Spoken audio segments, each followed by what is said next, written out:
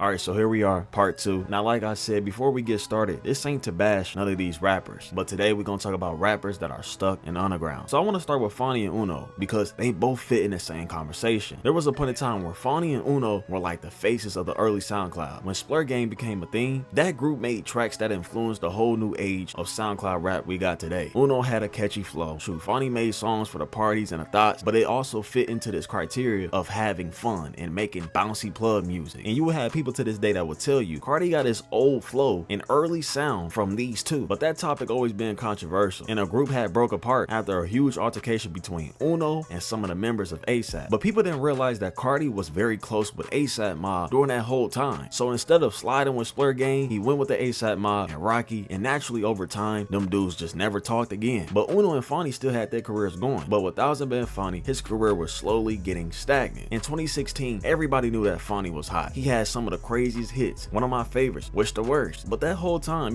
people didn't know that Fonnie was signed to QC. In 2017, Fonnie was facing a lot of label trouble. He didn't want no parts in QC, so eventually he had dipped. And of course, he still delivered some music over the years with some bangers, but Fonnie was still lit off the early spark that he had years ago. So the biggest thing I could think of for Fonnie not escaping the underground is probably not being signed and branching out like the way he did in 2016. Cause think about it, instead of building connections, Fonnie was breaking them. Fonnie was beefing with his own label and felt blackballed. He would post these IG videos of him like just complaining about it. He had beef with Yachty and Slime Cedo, and both Uno and Fonnie, I feel like they were somewhat blinded by the fans, because y'all remember them early days that they had with Cardi. That's all people talk about. Uno still be dropping music to this day, but he's actually doing somewhat better than Fonnie. People don't realize and understand that they both had their time. The new age of SoundCloud rap will always respect them, but people gotta move on. So next, I got both Slump and SGP West. Now Slump and West, they both had a name for themselves throughout the whole 2021 era of SoundCloud. I think Slump was like 16 years old, making some of the biggest hits that year with Tana with the track called Antisocial that y'all know about. And on top of that, West and Slump developed this very distorted sound, and they would collab with some of the craziest beats. They both had songs throughout the years that would do well, but one thing they couldn't stay away from was beef. Pause.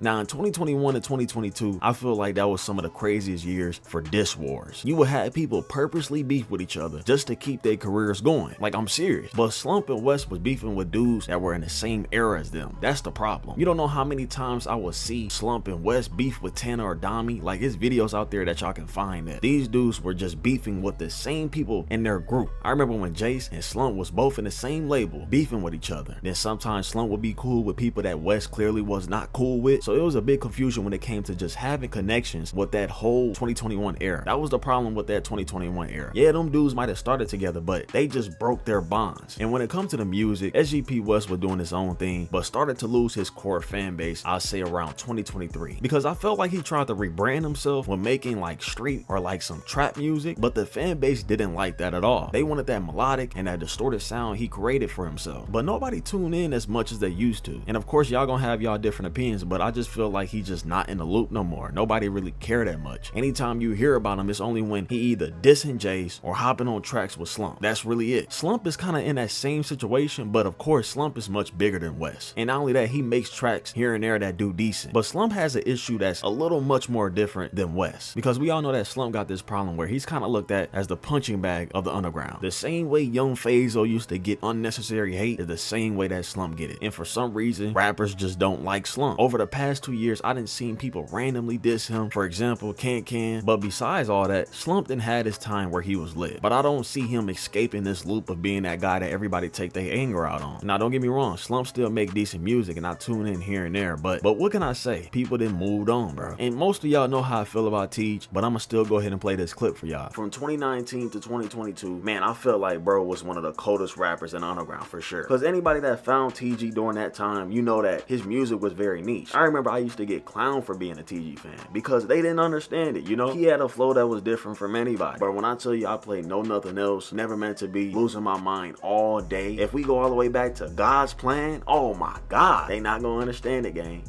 They not. And I know it's a lot of people that's getting hip now, like to Alexandria, i.e. Humans and stuff like that, but prime TG, man, they just won't understand. Y'all just don't know. And the main reason why I feel like TG not in his prime no more is because he don't really want to, if that makes sense. Because TG really do be having times where he just don't like his fans, and he would disappear for like a good 8 months to a year, and then he'll come back, you know, talk to the fans on live and then drop an album. And that's been happening for the past 2 years, bro. And it get worse when you try to keep up with him, and he makes a different IG account like almost every 2 months. So it's really hard to like stay in touch with TG, especially if you older, gang. You know, if you 18 and older, you will understand what I'm coming. I'm not finna ask my homeboy, yo, TG made a new IG account, but he private, so you gotta wait 2 days. I'm not finna play Scooby-Doo and shit, man, you know? And it's nothing against TG, because I love his music, bro. So I get to it when I get to it. But you can just tell that TG really just don't care. You feel me? He just don't. And I'm actually happy for TG now, because I seen that he cut his hair and stuff, man. He looked more healthy. He actually looked like he's doing better, you know? And that's good for him. Listen, man, we could sit here all day and talk about how many rappers are stuck in the underground. It is a long list, trust me. But to not take up the whole video, I'm gonna just give y'all 3 rappers that I think are definitely not leaving the underground. And the first one up is Suave. Suave, I can't lie, it took me a minute to get into his music. Like Sexually Active, Hit Me When You Land, Midnight in Malibu, those are some hard albums. But what is the one thing you hear when you listen to Suave's music? Him talking about sex and drugs. It's more than likely always gonna be sex though. Like, come on, he has an album named Sexually Active and Thought Slayer. This is just horny all the time. But the point I'm trying to make here is, who is trying to sit here and listen to this man ramble about sex and only sex? Like, rappers talk about money and sex and drugs all the time, but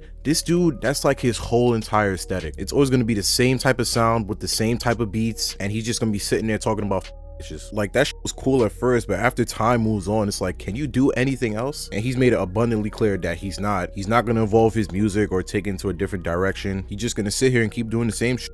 And that's cool, but you ain't going anywhere with that, bro. Next up, we got Zanman. Now, I'm gonna keep it real. Zanman was that nigga when I was in high school, but I don't remember any type of music from him. I just remember at a certain point in time, I just stopped listening to his music. And this nigga drops music a lot. He drops an EP or at least an album almost every year. I went to go listen to his recent album just to see what he's cooking now. I ain't gonna lie, it's not, but that shit not hitting like he used to. I'm gonna just keep it a buck. I don't feel like he evolved that much. I feel like he just stayed in the same lane, and honestly, that could just be him not wanting to push himself to be a mainstream artist. A lot of these rappers love the cult fan base that they have and rather just keep themselves in that little bubble that they have. But if he was to go mainstream, it would have been a couple of years ago, because now it don't look like it's happening. And last but not least, we got SSG Kobe. Man, the fall off needs to be studied, because it is just, oh my god. So everybody already knows about the allegations that was thrown his way, and we know he handled that poorly by addressing it in a fucking Discord. But after that, he couldn't even really drop any music, because it looked crazy if he just dropped a song while all shit was happening. But man, when he came back, that